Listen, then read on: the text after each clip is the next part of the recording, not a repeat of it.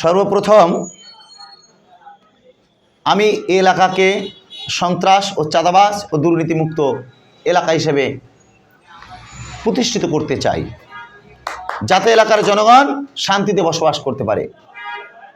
তারা আমাদেরকে জনগণের প্রতিনিধি হিসেবে সংসদে পাঠিয়েছে, অতএব আমার দায়িত্ব কি? তাদেরকে সুরক্ষা দেওয়া।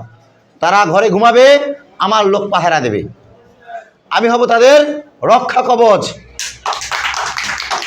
এটাই হচ্ছে আমার সর্বপ্রথম প্রায়োরিটি। তারা সারাদিন কাজ করবে, রাতে নিরিবিলি ঘুমাবে, যাতে তারা কোনো রকমের ডিস্টার্ব বোধ না করে। আমার প্রশাসন তাদেরকে সুরক্ষা দেবে, এটা হবে আমার প্রথম কাজ। নাম্বার 2, বর্তমান যুবক সমাজ মাদকে আসক্ত। এই মাদকের কারণে অনেক তরুণ যুবক নষ্ট হয়ে যাচ্ছে। অতএব এই মাদক আমি চিরতরে বন্ধ করতে চাই এই 16 আসন থেকে। আমি সারা বাংলাদেশে বন্ধ করতে পারবো না, কারণ আমি প্রতিনিধি হচ্ছি আপাতত 16 আসনের। অতএব আমি 16 আসনকে মাদক মুক্ত এলাকা হিসেবে প্রতিষ্ঠিত করবো ইনশাআল্লাহ। নাম্বার 3, বেকারত্ব নিরসন। এই যে মাদক বলেন, সন্ত্রাস বলেন, চাঁদাবাজ বলেন, এগুলোর মূলত কারণ কিন্তু বেকারত্ব।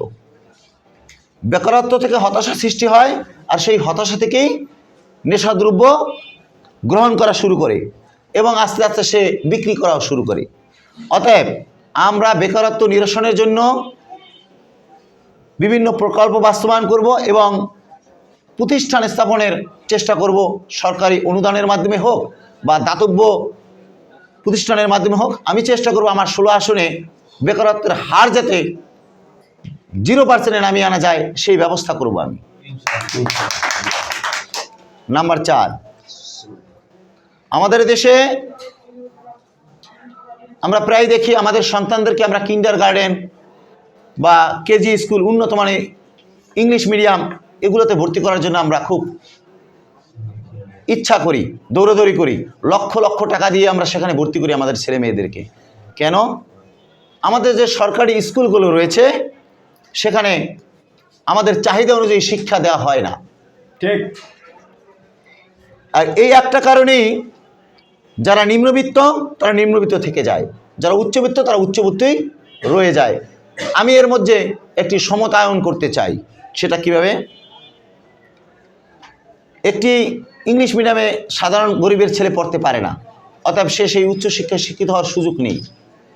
আমি চাই যে সরকারি প্রতিষ্ঠানগুলো আছে, যে শিক্ষা প্রতিষ্ঠানগুলো আছে, সেখানের শিক্ষার মান উন্নয়ন করা, সেখানে যোগ্যতা সম্পন্ন শিক্ষক নিয়োগ দেওয়া, যাতে আমার দেশের গরিব মেধাবী শিক্ষার্থীরা শিক্ষিত হয়ে দেশ ও দেশের কাজে লাগতে পারে, সেই ব্যবস্থা আমি অবশ্যই করব। নাম্বার 5, অনেক সময় আমরা রাস্তাঘাটে যানজটের কারণে চলাফেরা করতে অনেক অসুবিধা হয়। বিশেষ করে আমি 16 আসনের ট্রাফিক জোনকে এমনভাবে সাজাতে চাই যাতে 16 আসনের এরিয়ার মধ্যে যানজট অনেকাংশে কমে যায়। নাম্বার 6, গরিব নিম্নবিত্ত উচ্চবিত্তের মধ্যে যে একটা অসমতা বিরাজমান, সেটাকে আমি কমিয়ে আনার চেষ্টা করব। মানুষের মাঝে একটা সমতায়ন করার চেষ্টা করব। কিভাবে? দেখা যাচ্ছে যে যারা বড় লোক তারা বড় লোকই থেকে যায়, যারা গরিব তারা গরিবই থেকে যায়। ইসলামের বিধানে আছে জাকাত দেয়া।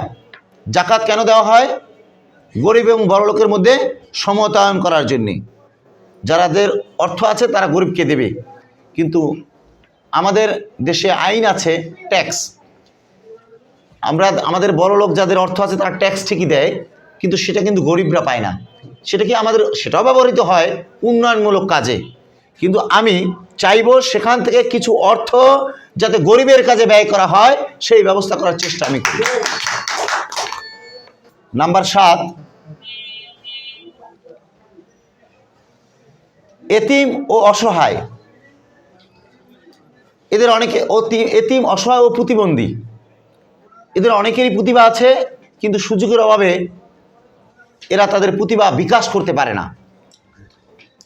তাই আমি এদের জন্য যদি আমাকে আল্লাহ ক্ষমতা দেয়, তাহলে সরকারি অনুদানে হোক বা আমার চেষ্টায় হোক, যে হোক আমি তাদের জন্য একটি দাতব্য প্রতিষ্ঠান তৈরি করব, সেখানে তাদের সেই মেধা বিকাশের ব্যবস্থা করব ইনশাআল্লাহ। নাম্বার 8, বর্তমানে সবচেয়ে একটি বেশি সমস্যা আমাদের যে সিটি কর্পোরেশন, এরা কিন্তু সঠিকভাবে কাজ করে না, বিদায় ড্রেনের ময়লাগুলো অনেক সময় জমে থাকে, পানি যায় না, অনেক এলাকা তলিয়ে যায়। আমি যদি 16 আসনের দায়িত্ব পাই, তাহলে আমি এই ড্রেনগুলো সবসময় পরিষ্কার রাখার চেষ্টা করব, এখানে যাতে কোনো ময়লা না জমতে পারে, পানি যাতে বৃষ্টি আসার সাথে সাথে দ্রুত সেই পানিগুলো নেমে যেতে পারে।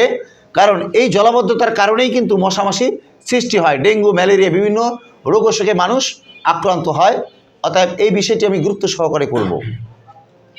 নাম্বার 10, যেটা সর্বশেষ প্রতিশ্রুতি,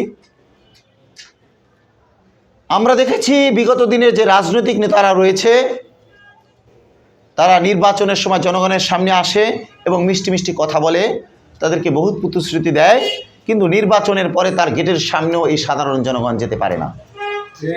কিন্তু আমি এই 16 আসনকে এমনভাবে প্রতিষ্ঠিত করতে চাই, এই 16 আসনের প্রত্যেকটা জনগণ আঙুল তুলে আমার দিকে কথা বলতে পারবে।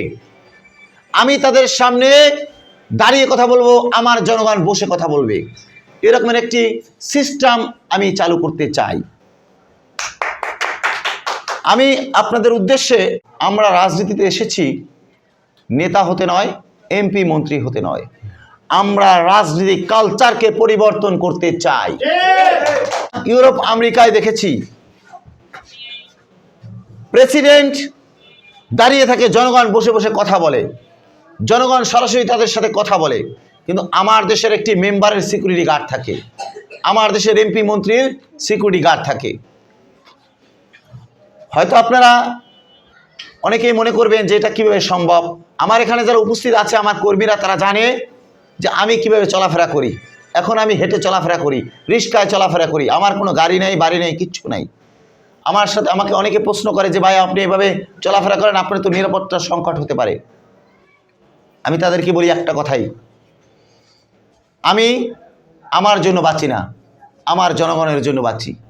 জনগণ যদি আমাকে মেরে ফেলতে চায়, আমাকে যদি সমস্যা মনে করে, আমাকে মেরে ফেলুক, আমার কোনো আপত্তি নেই। জনগণের প্রয়োজনে যদি আমাকে বাঁচিয়ে রাখতে হয়, তাহলে কোনো সন্ত্রাসী, কোনো চাঁদাবাজ আমার কিছুই করতে পারবে না, কারণ এই জনগণ আমাকে বাঁচিয়ে রাখবে। সর্বপ্রথম আল্লাহ সবার আগে, আল্লাহ আপনাকে হেফাজত করবে, কিন্তু জনগণ উসিলা। এই জনগণ যদি আমার পাশে থাকে, তাহলে আমাকে কেউ কিছু করতে পারবে না। অতএব এই জনগণের জন্য আমি আমার জীবনকে উৎসর্গ করে দিতে চাই। জনগণ যদি আমাকে ভালোবেসে আমাকে ভোট দেয়, যে ভোট দিবে সে ভোট দিবে, যে ভোট দিবে না তার প্রতি আমার কোনো দাবি নেই, সে আমাকে দোয়া করবেন, যাতে আমি আপনাদের জন্য, আপনাদের একজন হয়ে, আপনাদের ভাই হয়ে, বন্ধু হয়ে আপনাদের জন্য কাজ করে যেতে পারি। তাতে আমার এমপি মন্ত্রী কিছুই হওয়া লাগবে না, আমি আপনাদের একজন ভাই হয়ে আপনাদের পাশে থাকবো সবসময়। নতুন একটি রাজনৈতিক দল, আমাদের হয়তো এলাকার জনগণ অনেকে চেনে না, কিন্তু রাজপথে কিন্তু আমরা অগ্নি স্ফুলিঙ্গ।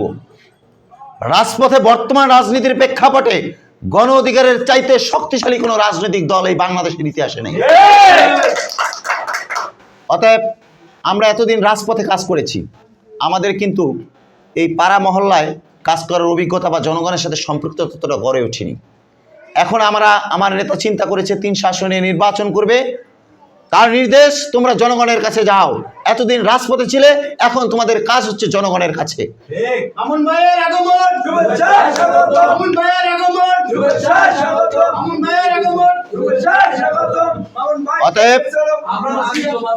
অতএব আমার সর্বোচ্চ নেতা বিপি নুরুল হক নূরের নির্দেশ, 300 আসনে 300 জন প্রতিনিধি জনগণের কাছে যাবে এবং আমাদের মার্কা হচ্ছে ট্রাক।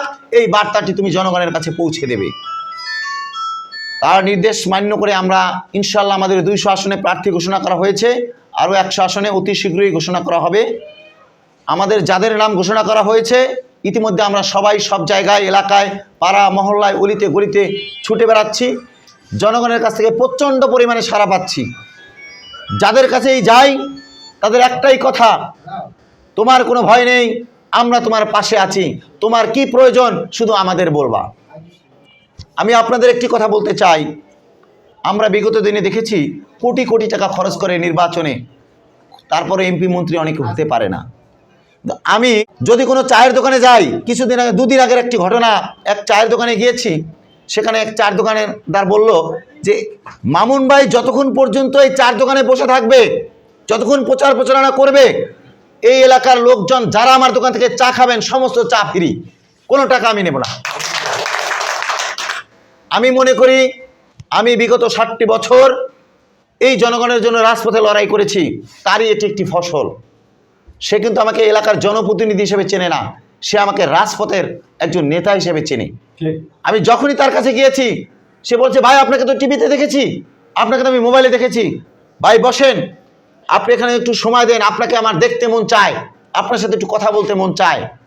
সাথে সাথে সে ঘোষণা দিল, সবাই যা কিছু খাও, যতক্ষণ থাকবে ততক্ষণ আমার দোকানের সব কিছু তোমাদের জন্য ফ্রি, এবং তোমরা ট্রাক মার্কায় ভোট দিয়ে এই বাইকে সমর্থন করবা। আমি তাদের সেই আচরণ দেখে মনে করছি যে জনগণ আমাদের মতো নেতাকে আলিঙ্গন করতে চায়, নিজের করে নিতে চায়।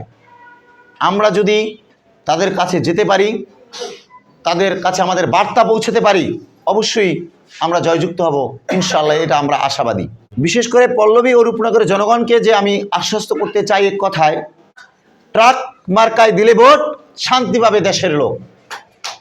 যদি আপনারা ট্রাক মার্কায় ভোট দেন, আপনারা সবাই শান্তিতে থাকতে পারবেন। ঢাকা 16 আসনের জনগণ, আপনাদের প্রতি রইল আমার সালাম, ভালোবাসা। আসসালামু আলাইকুম। আপনারা সবাই আমার সালাম নেবেন। আমি একজন গণ অধিকার পরিষদের ক্ষুদ্র কর্মী। আমি ট্রাক প্রতীক নিয়ে আপনাদের সামনে হাজির হয়েছি, আপনাদের সকলের দোয়া প্রত্যাশী। যে ভাইদের ভোট হয়নি, যারা দেশের বিভিন্ন এলাকায় ভোটার, তারা আমার জন্য দোয়া করবেন। যারা এই 16 আসনের ভোটার, তারা আমাকে ভোট দিয়ে আমাকে জয়যুক্ত করার চেষ্টা করবেন। আমি আপনাদের পাশে থেকে আপনাদের সুখে দুঃখে সব সময়, আমাকে যদি আপনারা রাত 3টা বাজেও আমার শরণাপন্ন হন, আমাকে ফোন দেন, ইনশাল্লাহ আপনারা আমাকে পাবেন।